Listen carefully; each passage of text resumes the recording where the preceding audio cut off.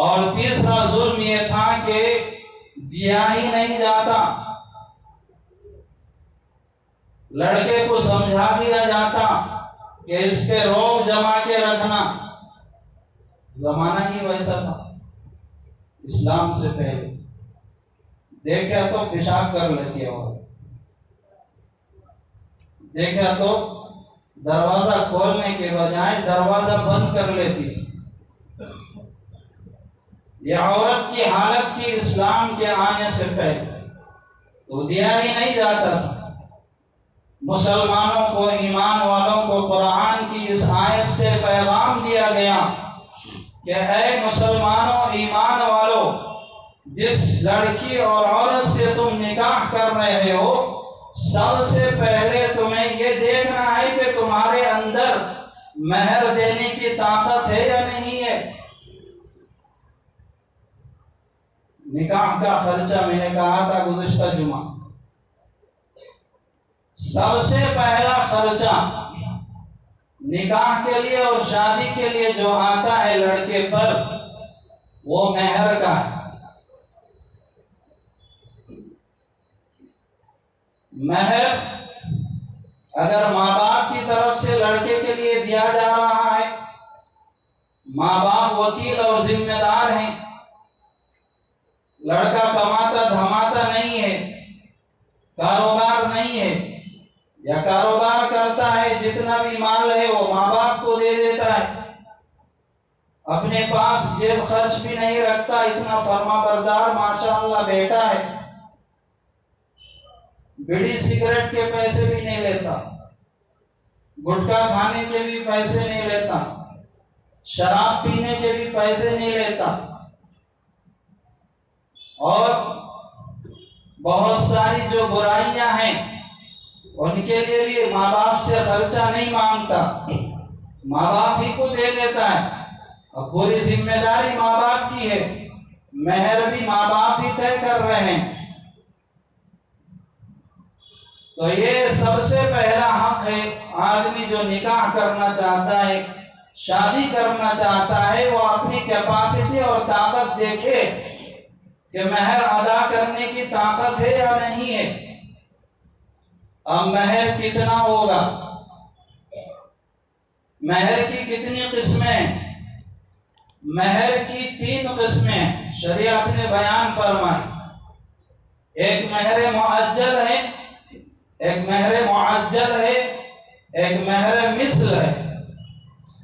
مہر معجل حمزہ کے ساتھ، یہ ادھار اور قرض مہر ہوتا ہے، اور مہر معجل کیش اور نقد ہوتا ہے، اور ایک مہر مثل ہے، نکاح کے وقت دونوں خاندانوں میں مہر کی مقدار طے نہیں کی گئی، ایسے ہی نکاح پڑھا دیا گیا، تو نکاح تو ہو جائے گا، لیکن جو لڑکی کے خالہ، ممانی اور اس کے رشتے میں جو مہر ان کو ملا ہے وہ مہر مثل کہلاتا ہے، اتنا مہر دینا ضروری ہوتا ہے اس لڑکے کے لیے۔ تو یہ جو مہر ہے یہ لڑکی کا، بیوی کا حق ہے۔ حضرات فقہاء کرام نے مسئلہ بیان فرمایا ہے کہ جب تک جس لڑکی اور عورت سے نکاح ہوا ہے اس کو اگر مہر نہیں دیا جاتا تو اس کا حق ہے کہ لڑکی اور بیوی اپنے عورت کو اپنے پاس آنے نہیں دے سکتی، کیونکہ یہ لڑکی اور عورت جو نکاح میں آئی ہے اس کا حق ہے۔ آدمی کوئی چیز لیتا ہے تو چیز کے پیسے دینے کے بعد چیز اپنے ہینڈل کرتا ہے، ایسے ہی عورت کا حق ہے، مہر دینے کے بعد آپ کے لیے حلال ہوگی۔ اگر مہر نہیں دو گے تو وہ حلال نہیں ہوگی۔ ہاں اگر یہ کہہ دیا کہ یہ مہر معجل ہے، میرے پاس ابھی مہر ادا کرنے کے پیسے نہیں ہیں، میں بعد میں آپ کو دے دوں گا، اور راضی ہو جاتی ہے عورت بیوی، تو اب اس کے لیے ہم بستری کرنا اور اس سے ملاقات کرنا شوہر کے لیے حلال ہوتا ہے۔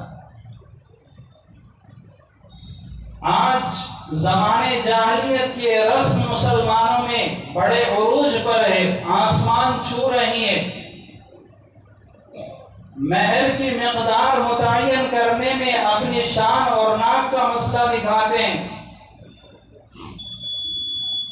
اللہ کے نبی حضرت محمد الرسول اللہ صلی اللہ علیہ وسلم نے جو ادنا مہر کی مقدار بتائی ہے، جو احناف کا مسلک ہے، وہ 10 درہم سے کم نہیں ہو سکتا ہے۔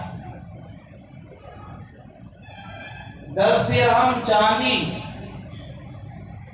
یا سونا اس کے بقدر یا اس کے کیش پیسے اگر کوئی آدمی طے کرتا ہے تو یہ مہر ہے، اقل مہر ہے۔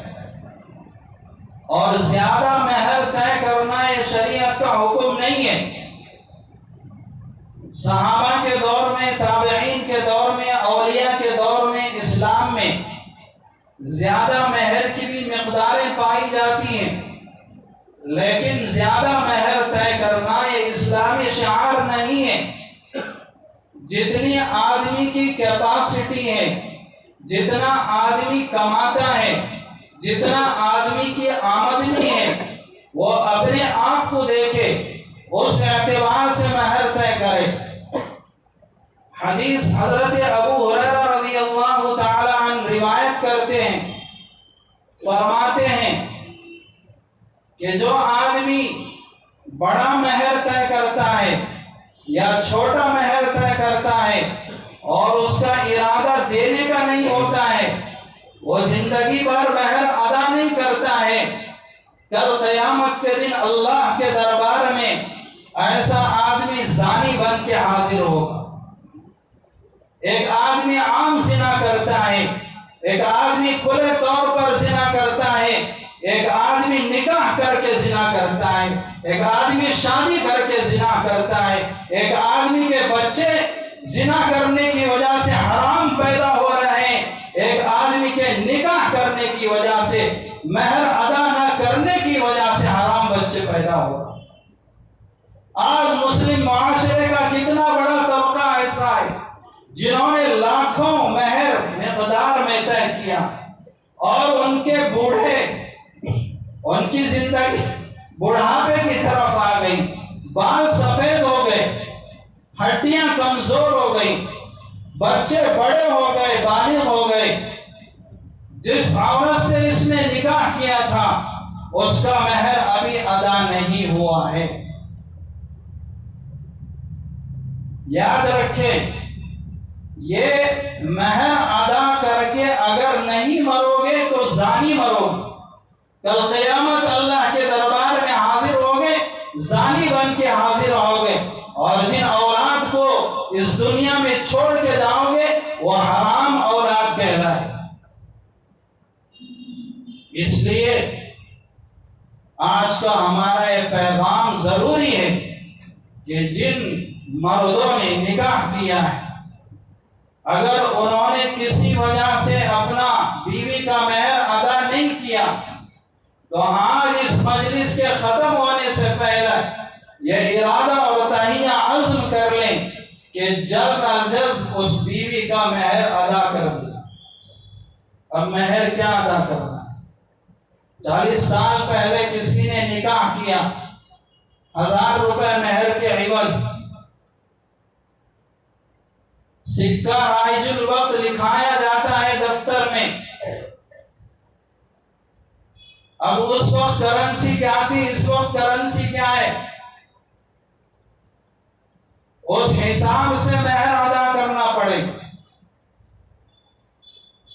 پہلے کے 1000 کی ویلو، آج کے 1000 کی ویلو کیا ہے؟ اس حساب سے مہر ادا کرنا پڑے گا۔ کریں گے انشاءاللہ؟ جنہوں نے کر دیا وہ کیوں ہوگا؟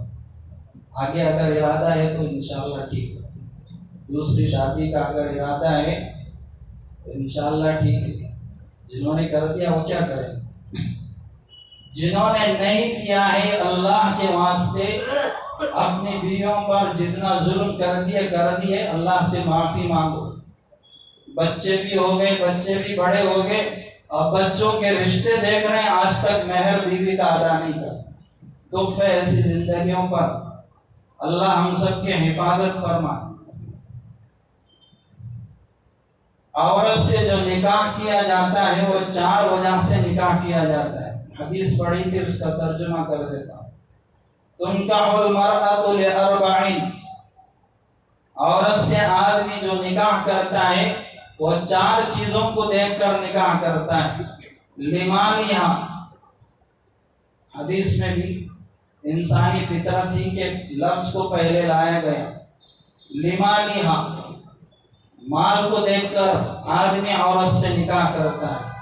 لحسبہا ونسبہا، آدمی اس کے خاندان کو اور اس کے حسب نسب کو دیکھ کے نکاح کرتا ہے۔ ولجمالہا، اور اس کی خوبصورتی کو دیکھ کر نکاح کرتا ہے۔ آخر میں اللہ کے نبی صلی اللہ علیہ وسلم نے فرمایا ولدینہا، آدمی عورت میں جو 4تھی چیز دیکھتا ہے وہ اس کے دین کو دیکھتا ہے۔ فاظفر بذات الدین تربت یداک، اللہ کے نبی صلی اللہ علیہ وسلم نے فرمایا کہ اے مرد، تو جس عورت سے نکاح کرنا چاہتا ہے ان تینوں چیزوں کو چھوڑ دے۔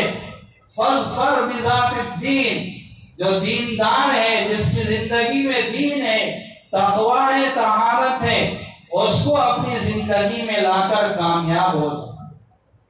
اب یہ تینوں الگ الگ درجے ہیں، یہ کام آنے والے نہیں ہیں۔